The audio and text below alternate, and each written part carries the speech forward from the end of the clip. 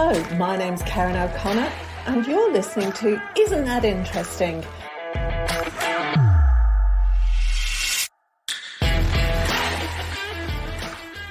Hello and welcome. I'm here today with a really special guest. She is Frances Kay-Lambkin. Welcome. Thank you so much for having me. And you're a psychologist. You've got all sorts of qualifications in psychology and all sorts of specialties. I was reading through your biography before and I'm like, holy cow, I don't know where to start. It doesn't even sound like me when people read that stuff out, because I'm really just a person and I just am really interested in other people. Maybe as a defense mechanism for not analysing myself. I don't know. We can get to that. Before we started, it's just that fascination with and interest in people and what makes people tick. And because we're all out to, I don't want to say get the most out of life, but it also is that, isn't it? So there are lots of games that we play in life, and whether it's in the schoolyard or at home or in the office or whatever.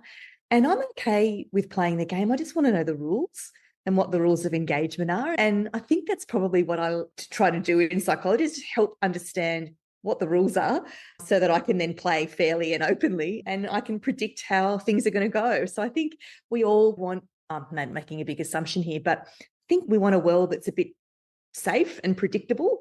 And that doesn't mean boring and not spontaneous, but where you know people enough to know how they're probably going to react in situations and when things like that pop up. So that's what I love about psychology and what I try to do. That's really fascinating, because I used to say to my kids, they went to one of the old established senior schools. So they used to rail, like all kids do, against the rules. And I said to them, that's fine, but you need to understand why the rules are in place in order to then take that information and move forwards with it. If you want to break them, great, but you need to know why they're there in the first place and the impact that breaking them is going to have. That's right. Because it's all about, for me, it was all about understanding things from other people's viewpoints. Unless you can get in their shoes and see the world through their eyes, you've got no idea whether you're doing it right or wrong. That's right. It's going to have. I couldn't agree more. And I don't know if I'm just getting old, and that's also highly possible. But I think when we're young, we do want to push the boundaries and do things on our own. And you don't want to stifle that, but also you don't want to reinvent the wheel or go backwards and redo things that have already been done or thought through, or that are there for very good reasons. And I think if we can set people's worlds up so that they know how to safely test the boundaries and do just what you're telling your kids or suggesting your kids to do, we can get that new, spontaneous, exciting new stuff happening without letting go of the stuff that we need in order to operate and function. We were just talking about maths before. It's a good place to start. I am obsessed with maths. I love it I don't like most of the in-between bits, but the dinner party and the couch sessions, I just love, because that's when you see people, I don't know, the other bits tend to be a bit boring for me, but about half of my audience aren't in Australia, so we need to explain what maths is. I believe the Australian version has a bit of an international following, but so maths, Married at First Sight. It's I'm going to put it in inverted commas, a reality TV show, because I suspect it's not all organic, where couples are matched together and they marry at first sight and then have to endure, I guess, 12 weeks in each other's company with various challenges to overcome, with the hope that they'll find true love and live happily ever after. Kind of like arranged marriages on telly in a modern time.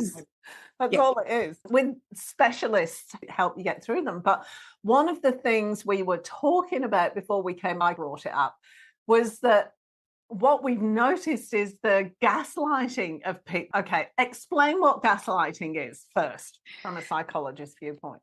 Yes. So people may or may not have seen the movie in maybe the 70s called Gaslight, where the premise is it's that there's a male and a female in the movie, and the male makes comments and interacts with the female in a way so that she thinks that she's going a bit crazy and that there's something wrong with her. because the way, so she's picking up on stuff that's happening and she's becoming suspicious about what's happening. And the guy is actually going, no, you're crazy or you're being emotional. There's nothing to see here, and turns it back around on her and her emotions, when in reality, he's doing exactly what she's accusing him of doing. And that's a really bad way of describing what's a good plot in a good movie. But the term gaslighting has originated there and is now in common society today, just being used to describe the way some people can manipulate other people's feelings and sense of self and sense of reality in a way that benefits them. It is gaslighting. I think there are extreme versions of it. And I think we're seeing some extreme versions of it on maths. But being in a relationship, and whether it's a work relationship or a private relationship or a parental relationship, is all about trying to work out how to work together to get your needs met. And so I guess it exists in lots and lots of forms. And I wouldn't necessarily say that it's really in its extreme form that it's really problematic, in that if it's making the other person feel like they are unworthy, that there's something wrong with them, that they are invalidated in expressing their thoughts and feelings and asking questions, and that they're being somewhat persecuted by the other person for doing so, that's when it's really awful. Like, it's just that. And I think that's the gaslighting that we're talking about. I'm not saying any form of gaslighting is fine, but there are other things that are called gaslighting that probably aren't, which are just trying to get our needs met in an open and objective way, like we might be trying to parent our kids in a certain way. So I think it's that extreme end of the spectrum that's called gaslighting, and there are lots and lots of ways in which we use relationships and interactions to get our needs met. One of the things we both noticed or I noticed, and you agreed with me on the maths, is that the women are being picked up for gaslighting. And there's one guy in particular who, hasn't been held to account for what he's doing at all. And it's blatant extreme gaslighting. And the irony, is it irony? The irony for me is that he's the one who's labeling the other behaviour gaslighting. Yeah. And I think that's also a technique people use. And I worry sometimes that labels can be very invalidating and can be a way to shut down a conversation and a defence mechanism. So you'll see this person we're talking about, he'll very quickly jump to put a label on the behaviour when he doesn't want to engage in the conversation, or thinks maybe that he's not winning the argument or has something to answer for. And we saw that happening in a very reasonable conversation that was going on between this guy and his wife, where she was just asking for some empathy from him, and he'd upset her and she was crying, and he didn't go and ask her if she was all right at any point in time. And rather than going, oh, crap, oh, okay, I didn't realise that's what I should have done, I made a mistake, I'm sorry, I'll try to do that again, he, no, you're gaslighting me by making me think that I'm doing something wrong and I'm not. So so I think by labeling it, and that's a very powerful word to be using, he took the power back and the dominance back in that conversation, and she had nowhere to go, got more and more emotional because it was very stressful. And then he attacked her again for being emotional. I can't talk to you, I'm out, sort of thing. So it was very, very awful and very blatant gaslighting to watch, even though he was labeling her behaviour as gaslighting. And I know you were saying all the bits in between the dinner party and the couch aren't as interesting, but they do provide that extra context around situations like that then get called out on the couch. And so for me, it was interesting that didn't come up in the couch conversation at all. And I wonder if sometimes it's a bit in, like, these people who are very direct and very black and white with their thinking, and there aren't any opinions, by the way, but they present their opinions as facts and are very assertive about it. It can be quite intimidating to be on the other end of that. And particularly if someone's quick to label behaviour and then not engage in a conversation around exploring your feelings, it's really hard to be in those situations. And so I just wonder if it's that approach that's making people less likely to call out that behaviour in such an overt way as we're seeing it done with the ladies on the show. Yeah, it's interesting you say that, because I know somebody who does not as extreme as that, but if they're in an argument, they'll just go, oh, you're being stupid, shut up, go away, shut up, Go away. And they will not engage. It's just literally shut up, go away. And that's and there's nowhere to go in that. Go away, No, and so you probably picked up, I talk a lot. I like to talk a lot. But it is so, I don't want people to get the idea that they have to talk everything out right to the very end, right in the moment. But there are different ways. There are lots of different ways to get everybody's needs met when you're having a disagreement or wanting to have a serious conversation. And my hubby and I do try to do this. I don't always get it right, but I like to talk, funnily enough, and I like to talk things right out till I've burned out all my energy and all my feelings in the moment. And my hubby just can't. He's got a limit of 5,000 words a day, and once that's breached, he goes, "Oh, I'm out. I can't. I just can't." So that's not gaslighting. That's just us trying to work hard to understand what I need in a situation, what he needs in a situation, and we'll get to a point where I'll be like, anyway, I just can't hear anymore right now. Can you give me a day or a couple of, can I talk about it in the morning with you, or can I talk about it at another time? So you don't have to do it all when you absolutely necessarily need to, you feel like you need to do it all, but you need to be able to have that conversation about when can we have that, when can we finish this off? And that's what I think building a good relationship is about.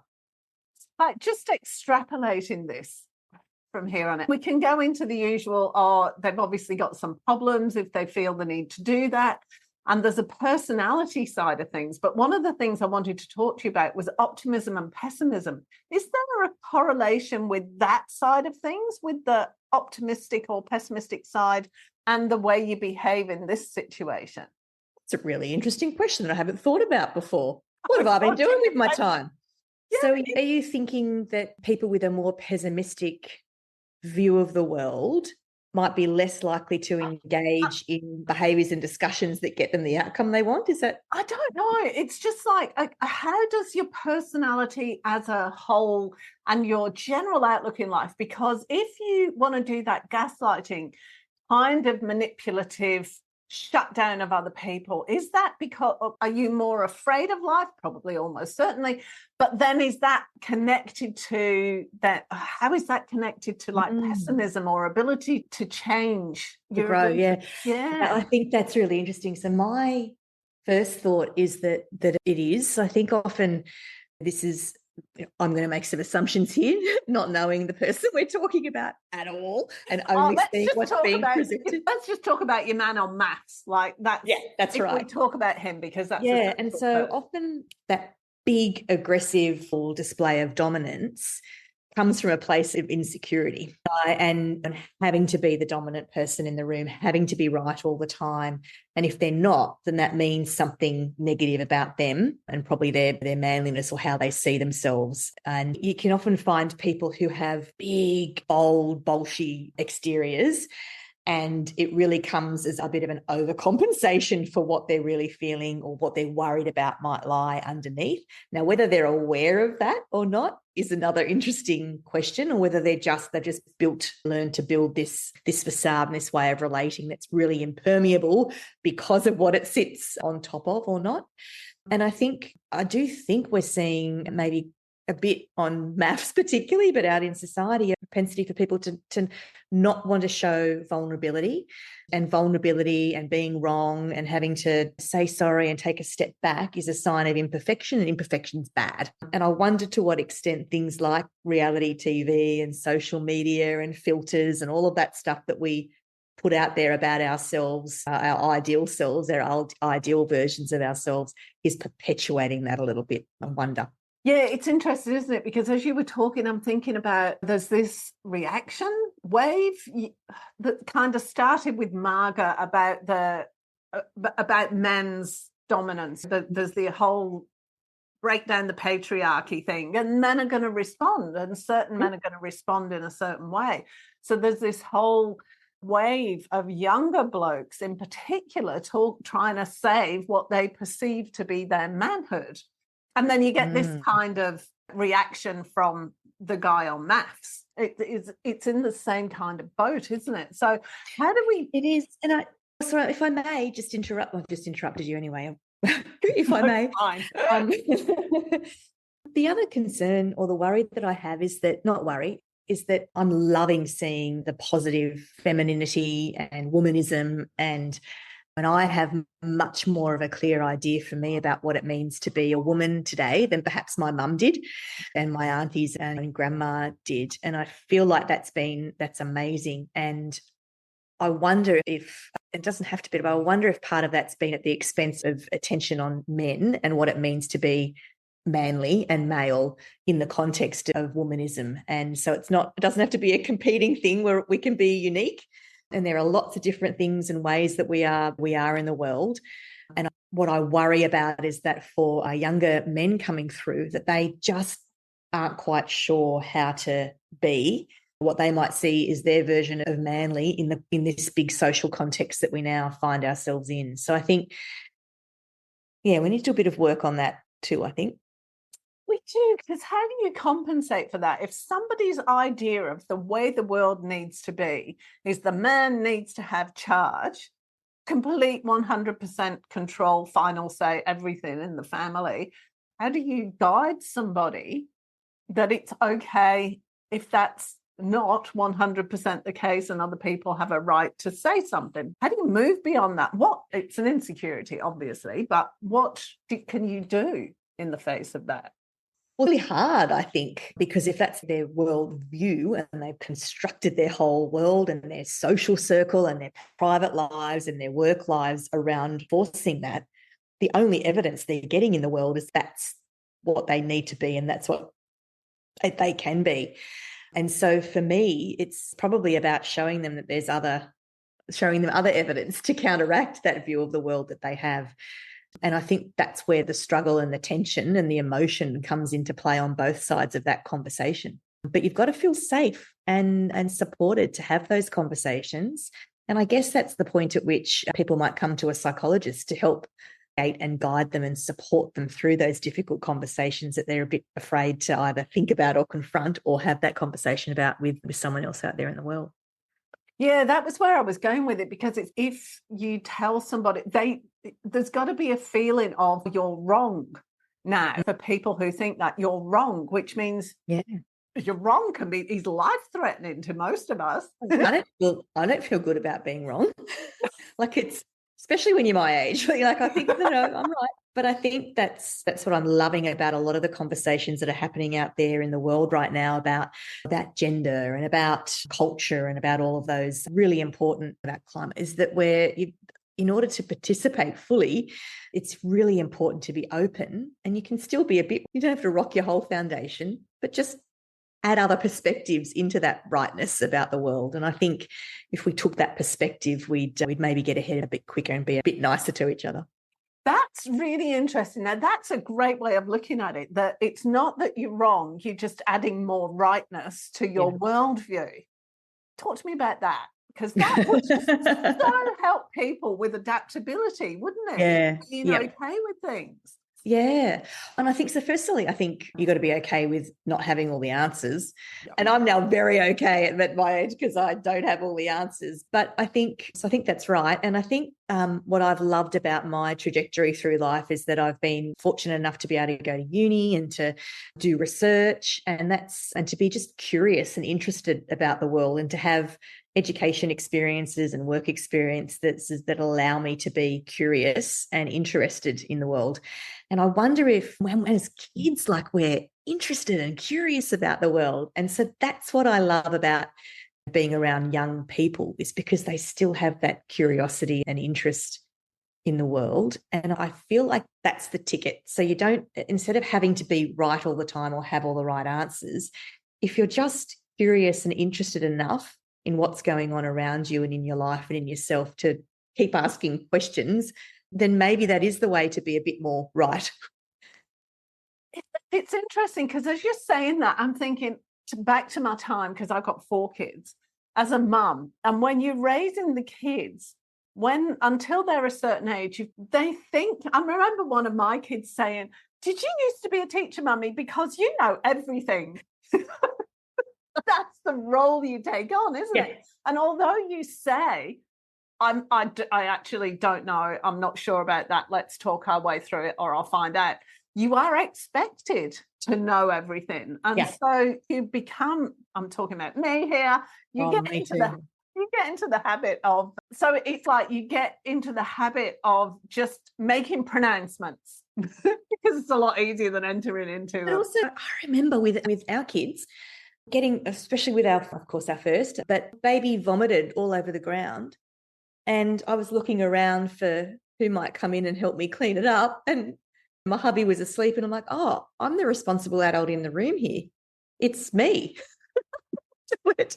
And so necessarily you have to be the responsible adult in the room. And that can happen in all sorts of times, in relationships, in the workplace, and out in society. You look around and you're the responsible adult in the room. So there are times when you do need to be in control and you do need to have answers, or at least a way forward, and you're looked to for those things. And I think so that's good. And I think it's important and it's adaptive, as you've just indicated. And I think the important and to that is, and don't assume that's always going to be the case in all situations for all time.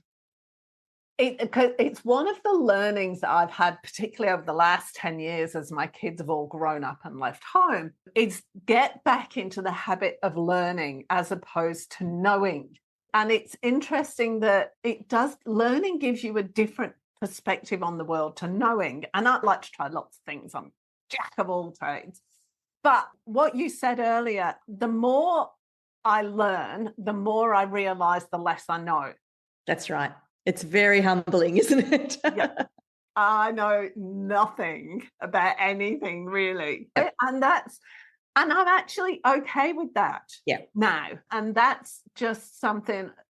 And maybe it's because I'm okay with certainty. Where does certainty come into all this as well? Because that's another thing. People look for certainty, don't they? They do.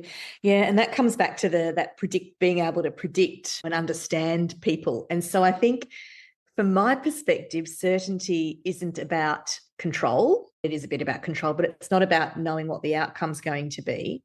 But it's having that certainty and maybe resilience and a bit of confidence in myself that I've got the skills and strategies probably that I need to be able to make the uncertain a bit more certain, if that makes sense. And I think that does come with age and experience. But I think that's what our young people, particularly after having coming through COVID and all of the uncertainty, probably need a bit more time and a bit more input around.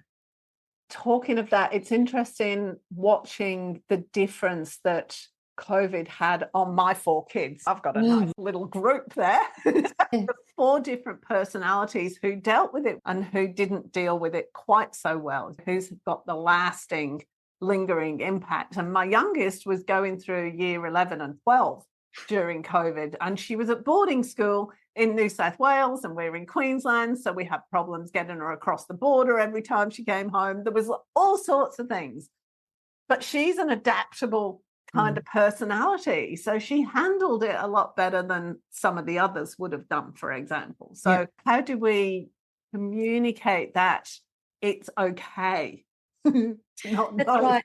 Yeah. And so I think, and because we have not been able to do a lot of normal things over COVID, go outside the house, hang out with friends, go shopping, travel, which are relatively usual things to do in your day. And we've been told necessarily that we can't do those things because they're unsafe. That for someone like me who's had a whole lifetime of doing all of those things, that 2 years was just a little blip and there was a context and I know why. But for people who haven't had that life experience possibly, and so they've had things they thought were safe labelled as unsafe, I think coming out of COVID there can be an understandable want and need to not do things anymore, to keep safe, because you're just uncertain about the world in a pretty big and existential way. And for young people, that stuff doesn't usually happen until 30, 40 years old, where you go through that, oh my gosh, here I am in this big world and I'm a very small part of it kind of thing. But what I worry about is that people, at this really critical point in young people's lives, they're not engaging in some of the, safe risk-taking behaviours that can build them the resilience and the confidence they need to bring the certainty around in their lives as adults. And so I think as parents, if we have younger kids at home, still now encouraging and maybe forcing them to get involved outside of their comfort zones is a really important thing to be doing. Knowing and giving them a bit of success at doing that early on is a really important pathway out of the last couple of years, just to help them get back into that, what is a normal kind of adolescent young person way of being in the world. Yeah, it's a really hard one, isn't it? I'm just, sorry, my mind's going all over the place there. And I don't want to give any specific examples here because I don't want to embarrass anybody. It's not appropriate. This is a public forum. I'm not going to do it. But it's, how do you do that? If somebody was stuck at home, let's say they were working away or they were at university in a different state or something like that, away from home, and they were stuck there. How do you then support them in moving beyond that? That it's okay? Because I've never considered that at that point in time, that experience is going to be or could be defining for the rest of your life. Yep. Never occurred to me. Yep. It might not be, but it might be. It might be, yeah. There's the potential for it, depending. It goes back to this optimism, pessimism, adaptability. It goes back to all that kind of thing in your personality, doesn't it? Yep.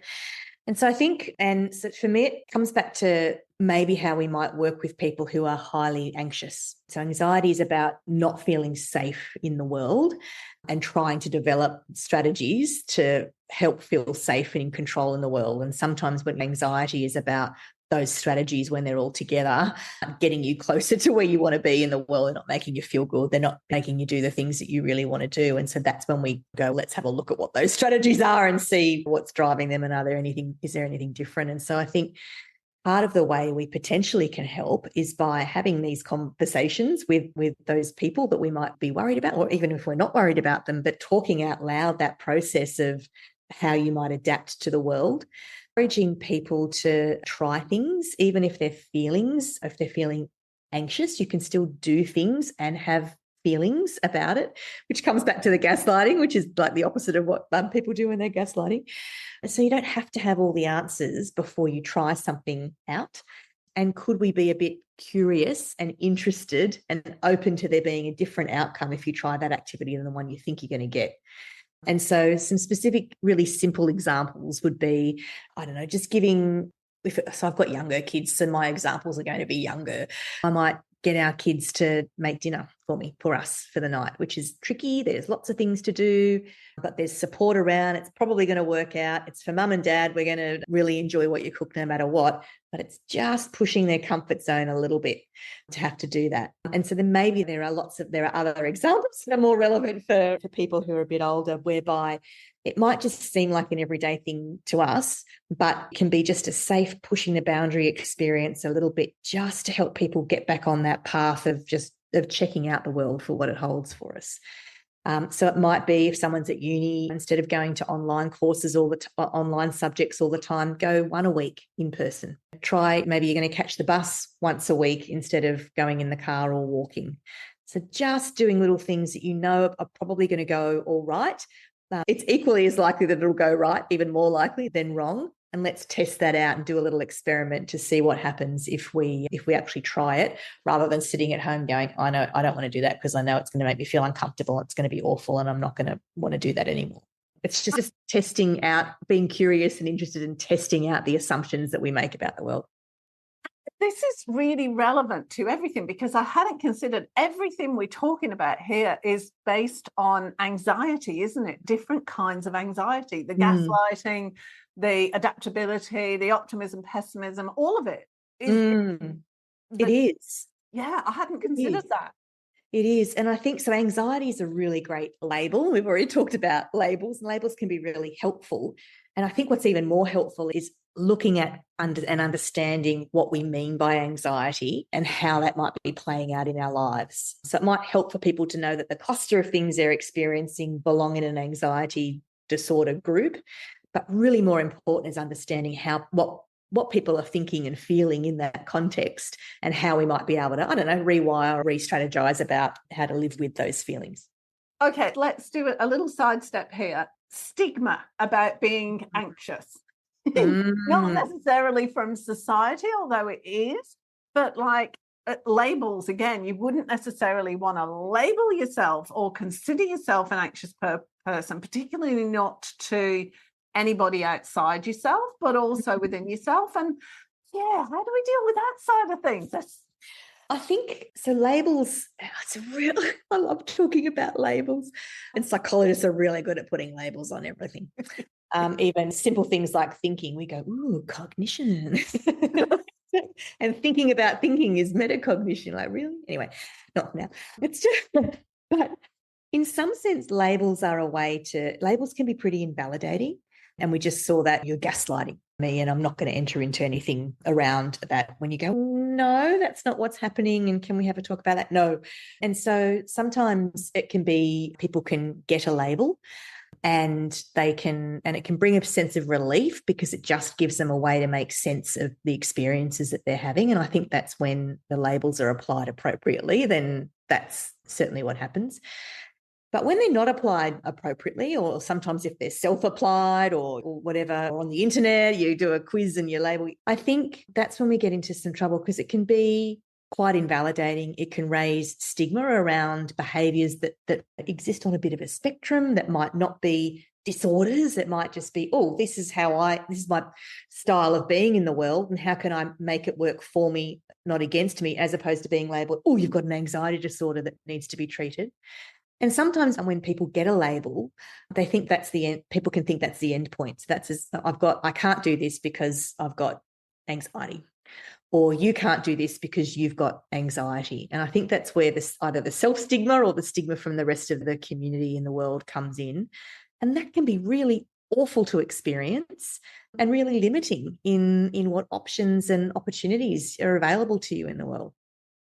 Yeah, when one of my kids was quite young, in about year 2, and the teachers came to me and said, we think that they've got ADHD and we want to get them assessed. And I was like, no, because at that age, you are not going to stick a label on them. You're just not. And one of my other kids since then has actually gone on to get themselves diagnosed with ADHD, because that works for them. But it gives them a context for how to handle themselves and the world around them. It doesn't give a label for other people to say, this is what you're capable of doing. And I think that's the problem with labels. Yes, I do too. And so it's not to say that going and getting a diagnosis is bad at all, for the reasons you've just described. So I'm really glad that you've had that experience. But a better question to ask in the context of someone in year 2 is, well, what are the behaviours that are the problem? What are we seeing that's not working for my child or for the student in the class? And what are all the reasons why that might be happening? And can we work out a plan to help that person manage their behaviour better? And maybe over time that those behaviours might not be able to be self-managed, and maybe that's when a diagnosis and other sorts of treatment options might be required.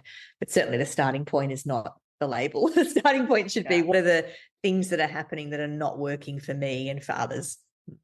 Yeah, it's interesting, because in that scenario, I took the child out of a normal state school. He's exceptionally bright, like ridiculously clever. And that was part of the problem. So I put the kids into a Montessori school, and it worked brilliant, because they could just do what they wanted to do. Maths for 3 months, that was it. And they were happy. And then they'd move on to something else. But when he was in year 3, that child, he was doing year 7 and 8 work at the Montessori school. That was what he needed to do. He was just bored out of his brain. So it's just, I don't know, for me, it was more about, there's nothing wrong. Find out who you are and what your needs are, so that we can cater to those needs. And he was I've always thought of his intelligence. When you see those teenagers that are going from their pre-teens to teens, and they've not quite got control of all their extremities. You watch them run and they look like a scarecrow on speed. There's like elbows and knees everywhere.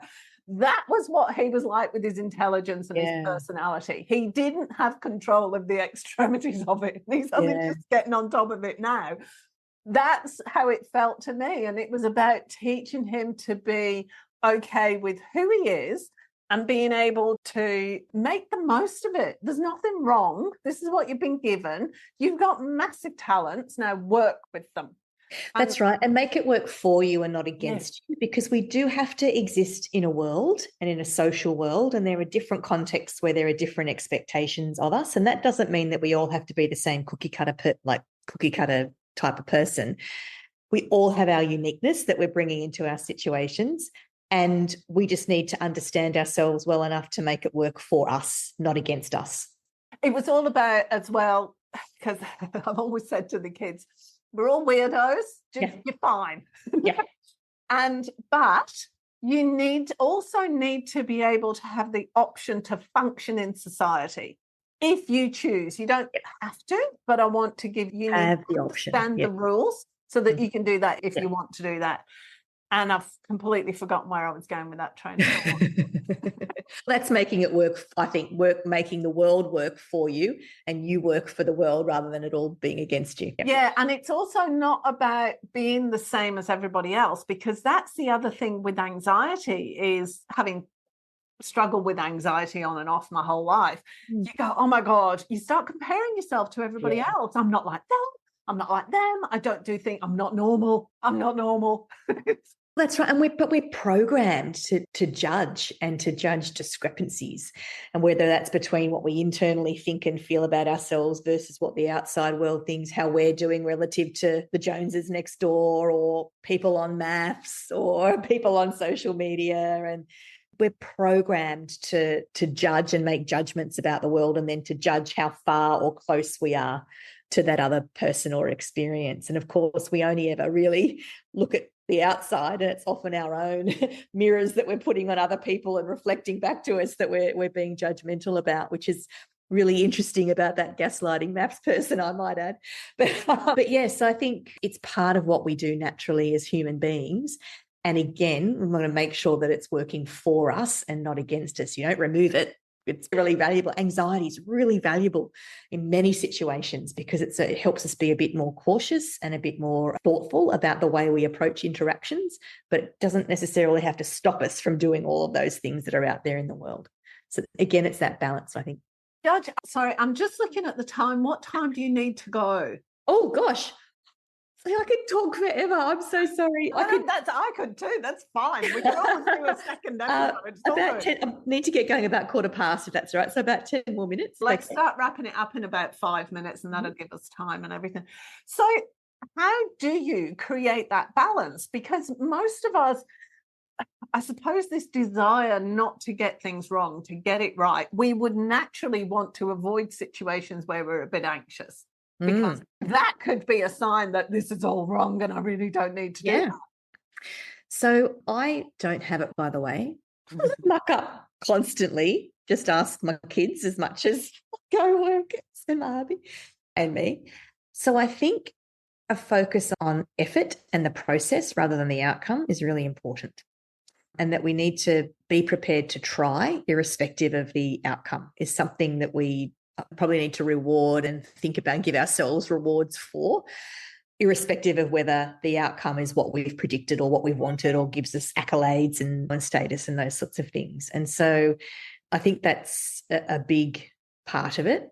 And I think the second part of it is not always second guessing ourselves, but just accepting that our first thought about a situation isn't the only thought that you can have, isn't the only one to have about that situation. And just being curious enough to go, oh, I'm feeling this way. Is there another way to look at that? What would my mum say? What would my friends say? What would my partner say? What would my kids say about that situation? And try to entertain other ways of thinking about that situation than the one that we've automatically jumped to. Because if we're feeling anxious and stressed and feeling low in our mood and so forth, we can tend to jump to the more pessimistic interpretations of situations just by virtue of the way we're feeling. And that's okay, except when we don't just question if that's the most likely to be true in that situation, or if there are other ways of looking at those situations. That's really interesting, because I don't do that. whatever I'm thinking is the right way. That's the truth. Yeah.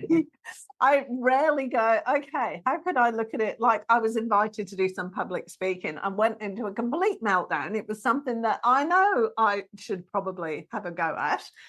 But it never occurred to me to go, okay, so what would a friend or somebody who's really good at public speaking, how would they approach it? And what would they? And is that just as likely to be true to happen as what I'm thinking is going to happen? And I think that's how we train our brain, I think, to be curious and interested. And then, because of course, if you did that for everything that you encountered, you'd be absolutely bloody exhausted by the end of every day. But that's, I think, how you build that kind of resilient, adaptive mindset that helps you work and function and operate in the world, and lets all of those experiences and thoughts and feelings that make us our beautiful, unique selves work for us rather than against us. I think that's about time to wrap up. Thank you so much. I've just had the best time. This has been great. I feel like I've just rambled on and I haven't been helpful at all, but I've really enjoyed having a chat. Yeah, no, it's been great. So do I just direct people to your website? Do people contact you, or have you got like a media page or something? Sure. So people can contact me by email if they like. And I think my email is on the Google form if they want information, if they want to find out about some of the projects and studies that we're doing at HMRI, they can certainly do that.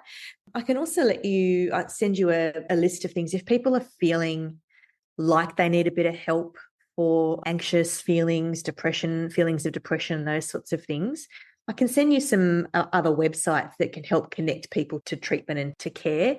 And also, if you're a family member or friend who's got a loved one with anxiety or depression, we've got some stuff that I can send through as well that can help you with that.